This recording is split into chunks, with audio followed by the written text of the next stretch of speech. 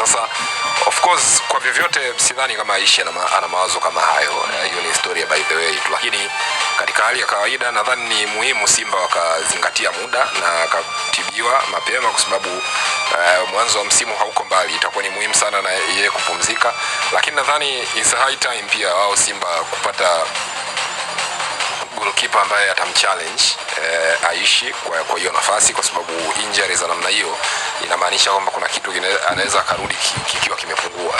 Unajua, especially mtu akikaa muda mrefu bila kufanya mazoezi ambayo labda amejiwekea utaratibu au ameyazoea.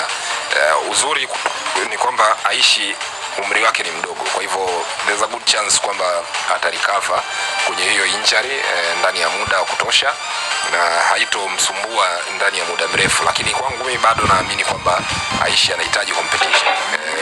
Ukiangalia kwa sababu ya umri wake bado inamaanisha kwamba kuna wakati akicheza sana mfululizo na kukiwa hakuna ushindani walau wa kumpa wasiwasi katika nafasi yake, anaweza akawa anafanya makosa ya hapa na pale. Lakini pia zaidi ya hapo,